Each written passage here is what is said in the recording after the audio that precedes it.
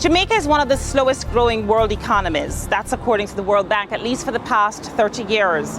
Just as long is one company who's been bucking the overall trend. That's Bridget Sandals, which just can't keep up with demand. When her shoes hit the shelves, they sell out like crazy. They're the craze across Jamaica, the Caribbean, and more around the world. So then we ask, why would a company that can go toe-to-toe with the likes of Prada, Gucci, Manolo, Blahnik choose to go at it alone? We put that question to Jonathan Buchanan, the COO of Bridget Sandals, in an interview with Kalila Reynolds at 18 degrees north and 77 degrees west. They're everywhere. Go to any party, any popular shopping center, or just glance at the social pages of the newspapers and you'll see them. Bridget Sandals.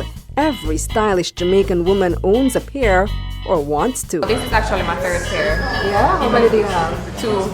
I have the K and the rose. Which colors? White and silver for the K and white for the rose. So this is going to be your third pair. Third to the collection. Jonathan Buchanan is Bridget's son and the public face of Bridget Sandals. We're sought after by all women, from teenagers who want something to look cute just to wear to the beach or wear on the plaza, to the working woman. Their customers are loyal and the product is in demand. But even after more than 30 years, Bridget's remains a relatively small business, about 20 employees hand-making about 250 to 300 pairs of sandals each week in their workshop, also the family home near the business district of New Kingston. Many would say Bridget's is a business with tremendous opportunity to scale. But Bridget Brown, pictured here in one of the rare media interviews she's given, has refused to accept outside investors, a move even Jonathan, her son and chief operating officer, disagrees with. That's where Bridget and I sometimes differ. Now, she is the CEO, and she wants to keep everything hands-on. We don't have any outside investors at the moment, and she's not seeking any. She wants to keep everything in-house so she can control the quality. That approach may run counter to a recently unveiled strategy by Jamaica's newest elected leaders to think big and grow the economy after years of stagnation. Everything about Jamaica is described as this little thing. I just want a little coffee. I just want two little piece of cane or a little coconut or a little bit. Forget the word little.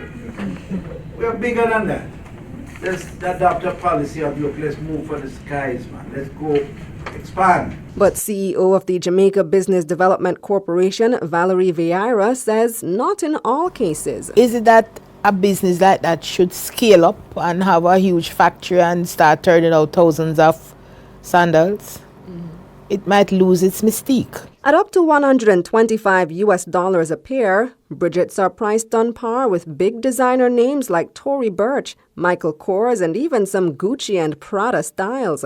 Just like these luxury brands, Bridget's has even been featured in international magazines like Elle, and COO Jonathan has ambitions to become just as well known. And we want to be synonymous with the Jimmy Choos, with the Gucci's, with the Pradas, with the Miu Miu's, with the Manolo Blahniks. because we have the product to rival them. We have the product that can compete with them. In my opinion, our product is even better than them sometimes because they will last. They transcend time, they transcend quality, and they're absolutely amazing to look at. But how, when Bridget's has refused to accept outside investors?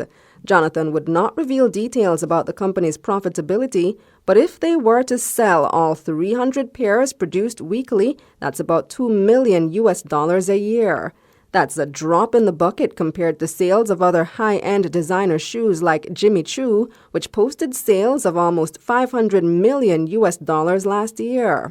With only about 30% of Bridget Sandals now being exported, they know there's a lot of ground to cover. We're in Trinidad, Barbados, Antigua, St. Kitts, St. Lucia, and then also to the States, Miami, New York, LA, and then a few places in Canada, and then as well Europe. They plan to move from hundreds of sandals per week to thousands, even without outside money. Now we're moving into a bigger facility where we'll have our same staff that will train vigorously. And once we get them up to scratch, then we'll start actually producing more. So that should be in the next 6 to 8 months, which is actually quite exciting times for us. The expansion can't come soon enough since thousands of bootleg Bridgets have already hit the streets. There are several different people who are doing imitation Bridgets because it is something that is in demand right now. Some would argue the threat of knockoffs is another reason to scale up. But as the experts know, even big-name brands with mass production are still subject to piracy. You won't be able always to monitor the entire world and they don't knock down your designs. But guess what? Your swing tag is where you tell your story. If it's handmade or limited edition and so on and so forth, they can't put that on theirs. And customers, clients, and the buying public, they're becoming even more sensitive and knowledgeable about the differentiation between knockoffs and the real deal. And not just because you keep a hands-on approach means you can't become mainstream and internationally known. Like Bridget, Spanish shoe designer Manolo Blahnik retains full control of the company, still designs every shoe, and hand-carves each wooden form himself. And according to the 2010 profile in the Harvard Business Review, Blahnik is worth a reported $200 million. It's that type of balance that the business-minded Jonathan and the quality-conscious Bridget hope to maintain. In 20 years, I envision us to be one of the major fashion players out there. Not just locally like we become locally, and not just regionally like we become regionally, but also internationally, because that's the next step we're taking. According to the Statistical Institute of Jamaica, Statin, Jamaica exported about $1.3 million in wearing apparel in 2014. Despite this small amount, the mother-son team at Bridget Sandals hope they have the right formula to help Jamaica step forward. We don't want to leave out the Jamaican man. We don't just want to take the Jamaican money by making a product overseas and then just taking the money here. We want to make sure that we help Jamaica grow. So this is where we bring 18 Degrees North to a close for this week. Be sure to check out our website, www.18degreesnorth.tv. Click on extras. You might find some interesting information there about politicians and their taxes. From all of us here at 18 Degrees North, I'm Zara Burton. Thanks so much for watching, and we'll see you next time.